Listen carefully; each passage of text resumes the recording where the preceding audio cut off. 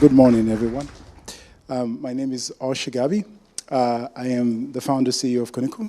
The technology I want to talk to you about today, I have been working on this for the last 16 or 17 years of my life, give or take. So, I want to start with this, this very constrained problem. Let's say it like this. How many of you in this room know that a human being is capable of discriminating nearly 1 trillion smells? That's 1 trillion. Now, the reason why that is the case will become apparent to you soon, because when it comes to smell, we live in a hyperdimensional space. So a space that is essentially bounded by 400 receptors. The interesting thing is, even though it's our only sense that connects directly to our amygdala, that has a direct line to our emotional response, there is no technology right now that can compose smell, digitally create it, and replay it back. That technology simply doesn't exist. Just to give you an idea of how we interact with our senses. So with the audiovisual industry, so when you're talking about essentially vision and sound, it wasn't always the case that everywhere you go, you have a smartphone or you have a screen. This is something that essentially began about 120 years ago. And from those two industries, we have been able to essentially create a $2 trillion industry. So, which begs the question, so why exactly did we fail at smell? Why is that such a very difficult problem to solve? So let's go a little bit into the science of how smell is done. So on the screen there, you see the picture of a dog. A dog's nose has essentially evolved to solve two problems. The first problem is breathing. That part is easy enough. You take in air, yes, and if it powers the cells in your body. However, the second function that the dog's nose does is that of sample collection.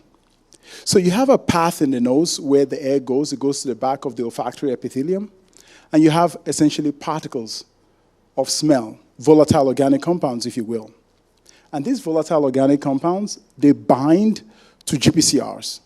So these are tiny proteins that are on the surface of olfactory sensory neurons. The interesting thing is, in this case, you could say that the dog's nose extends all the way to the extremities, just the same way that your brain extends to your peripheral nervous system. So you have the particles binding to the GPCRs, and the olfactory sensory neurons there, they generate an action potential. And this action potential is what is then transferred to your brain to tell you you're smelling something, or in this case of a dog, to differentiate between the smell of an explosive like TATP, for instance, or bacon, or even cancer. Because dogs have been known to do all of those. So what we do here is not a simulation of the real thing. It's not an emulation in any way. We actually take brain cells, we genetically modify these brain cells to express GPCRs. Okay? So what this GPCR does essentially, it binds to the particles from the outside, even in our cell type. And inside the cell, you have an amplification. Inside the brain cells, you have an amplification of the signal. Okay? And then the question is, that signal or the response of the cell, how do we read that response from the cell? And that's where the neuroelectronic interfacing comes in. Okay?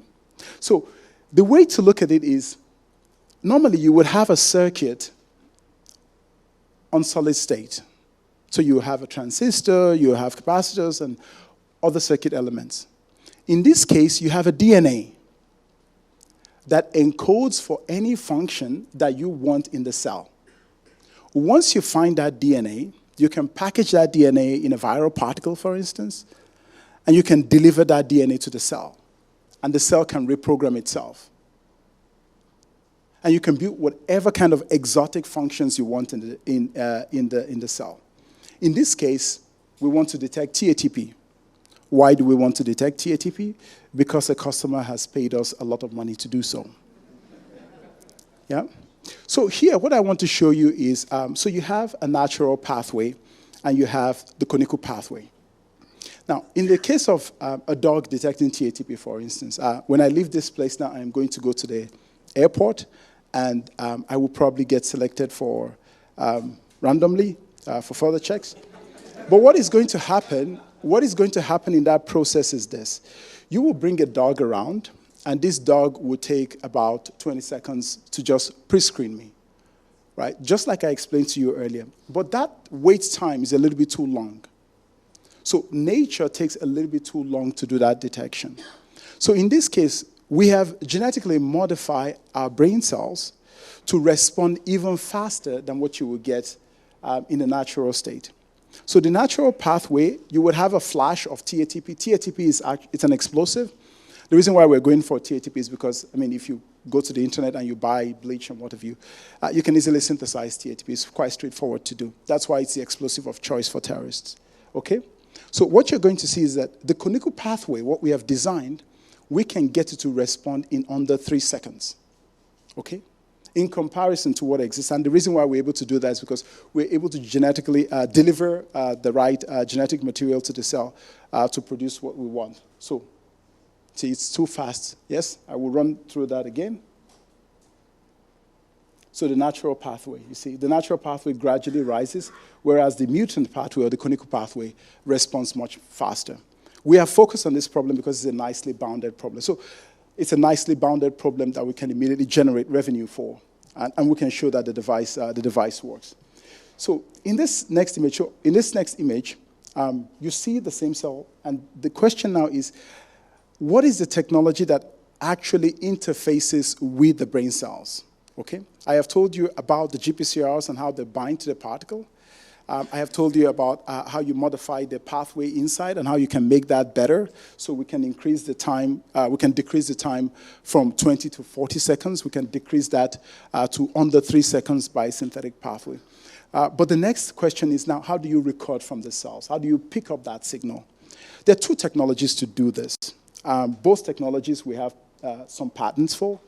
The first technology is to essentially have a little gold electrode that is like a microphone. So we cover the gold electrode with synthetic DNA as well, or you can cover it with other proteins, such that the brain cells or the cells think that that other artificial substrate is another cell.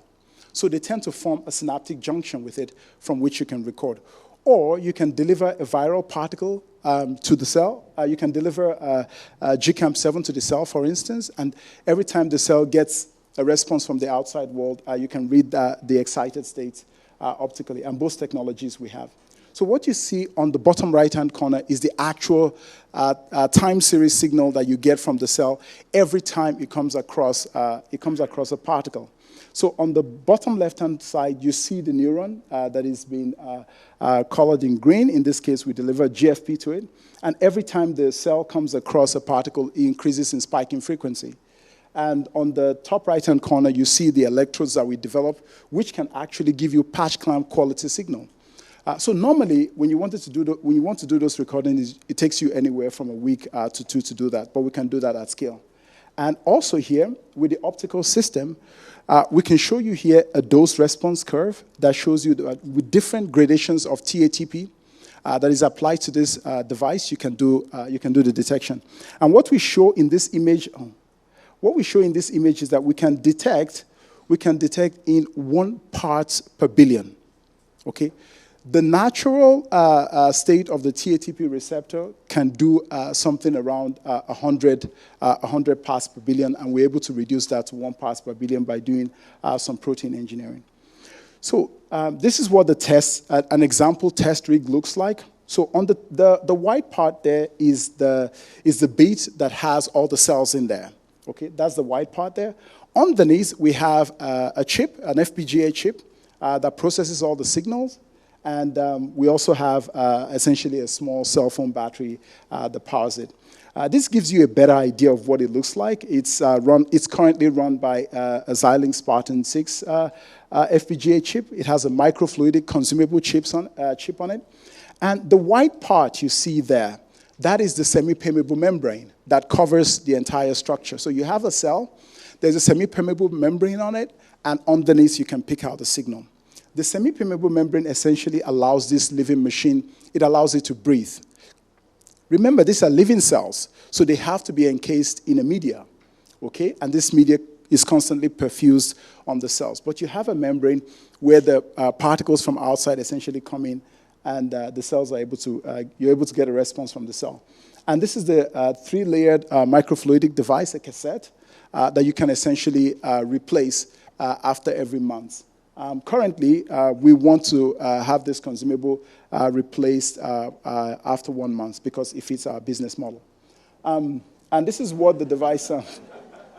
I didn't think you guys... Okay.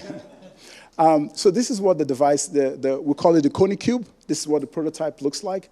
So there's, on the right-hand side, you see the neuron food.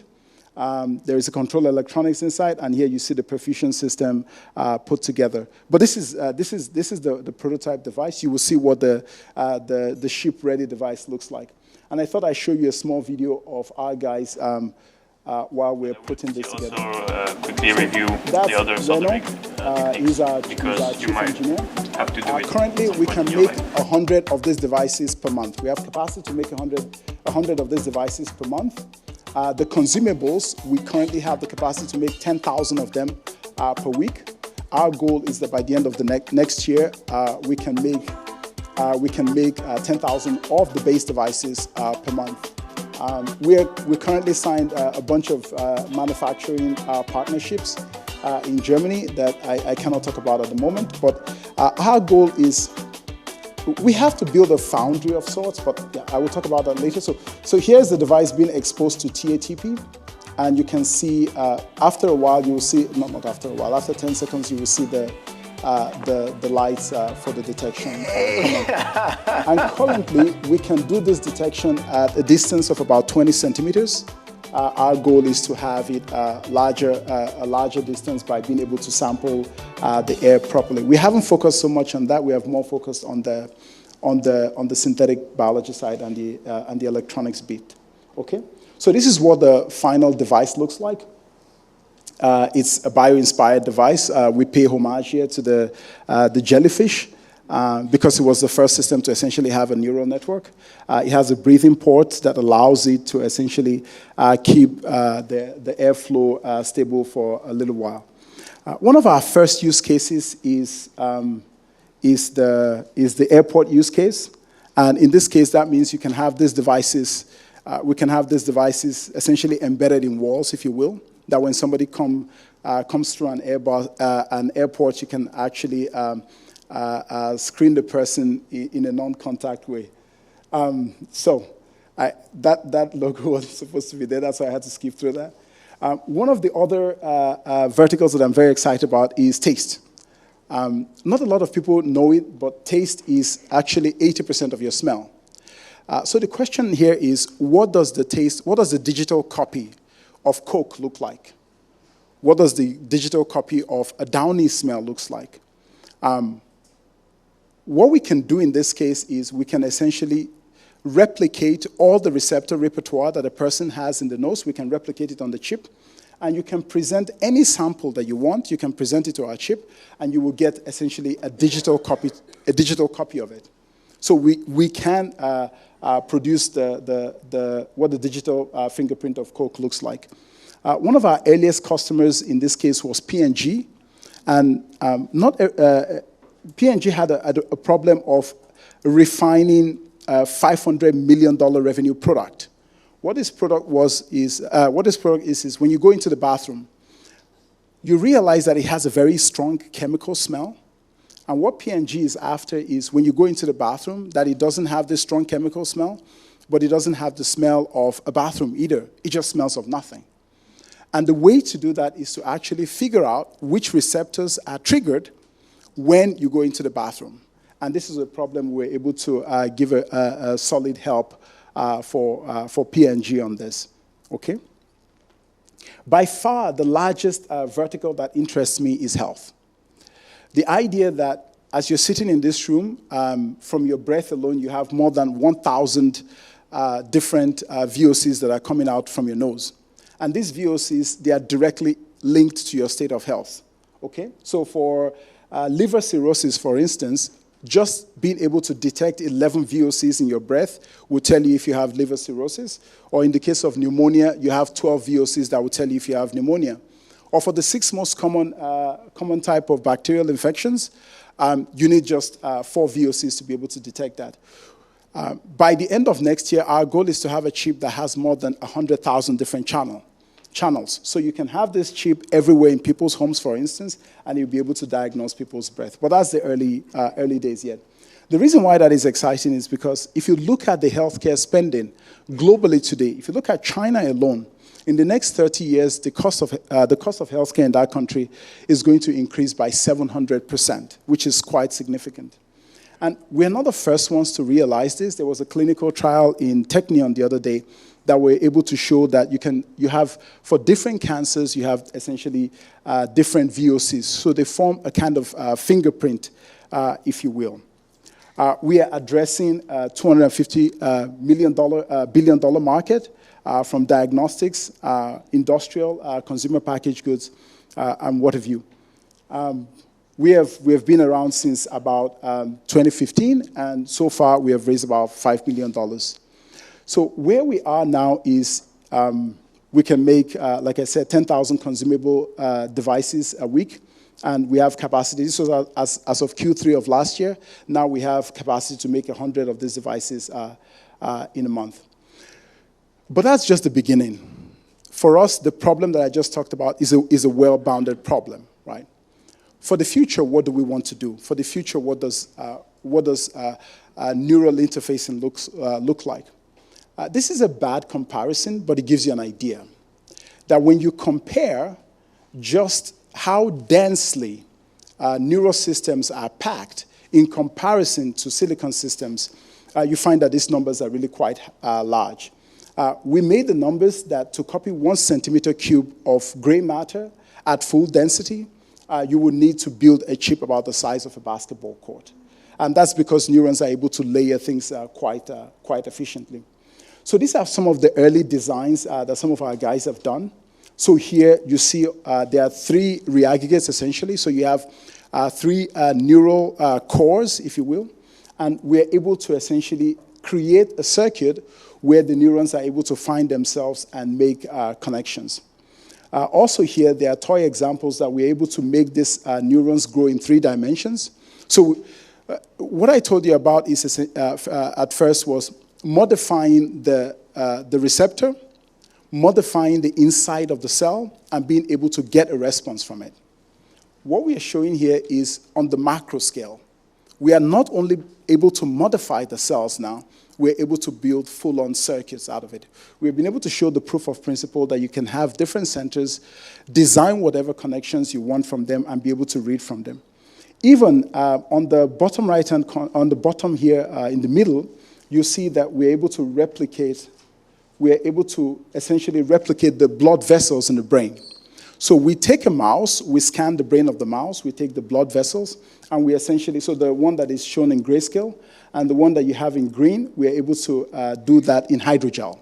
So we're able to recreate the blood vessels in the hydrogel and put cells there at the same time. Interestingly, one of the first problems that we wanted to solve with this was to show that you can train this neural network, that there is this phenomenon in neuroscience that you say neurons that fire together, wire together. So what we did here was to deliver a stimulation to one center and record from another center, okay? And with this, we're able to show that we can modify the membrane potentials after training for 60 seconds. And we're able to show that the training does hold for 60 seconds, but of course, that needs to be increased a lot longer than 60 seconds. But for us, this is a kind of mini R&D and proof of principle of what we could do there. To make this into a market-ready system will still take, there's a fair amount of market research or market fitting that needs to be done. So this is one example of one of those chips. Again, you see it center. So this is looking at the top, and you can see the different connections that exist on the different layers. I think that's it for me.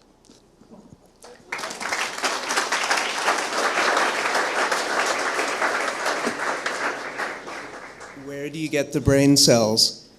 We currently get the cells from mice. So we have a stock stem cell population, and you can, if you start with a handful of stem cells, you can essentially make a house of cells if you want. So that's pretty straightforward. Yeah. I know you have revenue right now. Yes. And some pilots. Where are you at in terms of commercialization, having this in the field, doing stuff? By the end of this year, we start the first in-field pilots this year. Can you say where that will be and what the application will be? For security, for sure. Yes. By far our largest, it's security and defense, because people are interested in explosives, they're interested in weapons of mass destruction, and they're interested in contrabands. So by the end of this year, we would have our first on-the-field deployment. But over the last 3.5 years, internally, we have had a lot of milestones that we've crossed with really huge clients. And this has been, for us as a company, it's been a very, very good forcing function in helping us not just work with corporates, but us essentially know where to drive the product and what people are actually interested in. And what is the fidelity in terms of the range? Do I have to walk into a closet-sized space in order for you to detect if I'm wearing a bomb vest? Or if we had one in this room, would we know who has the bomb vest on? Great. At the beginning, so there's when you have this kind of short talks, people get the impression that it's going to be like I'm standing here and there's a device in the other room and it can detect it. That's not going to happen, at least not yet. So right now, there are two things that you need to solve for. You need to make the receptors a lot better than what they are, and you need to be able to control the airflow to an extent.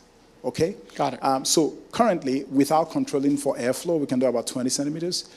We think we can increase that to 1 meter, 2 meters, even without much airflow. But beyond that, you need to strategically place these devices and be able to modify airflow to an extent. So we might see an experience where you walk through a glass box on the way to the you airport. just walk through a hallway. So one of the pilots that we're deploying around the Bay Area in an airport is a hallway. It's for insider threat detection. So currently, the bigger threat that people are thinking of more now is that you have a situation where, the passengers are scanned and most of the attackers there, they are opportunistic. But for the insider threat, you have a lot of trusted people that should not be trusted, right? Right. People who work at restaurants or baggages or security, they could be flipped pretty easy. Exactly. And what the airports want to do now is they want to have 100% screening there. And that's where we're starting from. And it's also an unregulated space, right? Because your client there is not the government. If something does go wrong, the government will come after you. But they are not your client. They are not incentivized to watch that side. They're not the responsible party. Exactly. So these guys pay for it, and you have a hallway that people can walk through, and you can essentially collect those compounds. Okay, let's take a final question. On the topic of security applications, I'm curious, what's your iteration time on getting a cell culture up? And then are you worried about, you could imagine for an explosive compound modifying the molecule so that it reduces binding affinity but still has the potency? How would you deal with that? That's a very good question. So your adversary in this case, right, so if a lot of PhD students want to do a lot of damage to this planet, they could. Just so that we're clear on that. I don't know why that is. That's actually, so if you wanted to really make a lot of damages, you could do that. If you know the receptor that you're after, that's why we don't share receptor codes, for instance. If you know what you're doing, you could design a molecule that would evade detection. Yes, you could do that. But it's essentially it's an expensive operation to do that. So you would need a high-throughput screening system and so on and so forth. Essentially, you become a pharma company. But these are not our adversaries, right? The guys that we're after are guys that their budget is what? At most $100 million, right? With our technology, well, we can get ahead of that. But for state actors, right, it's a whole new level, I think. So yes, you can design molecules if you have the right computational tools and you have the right equipment. But the FBI should probably come after you if you're buying such things. Yes.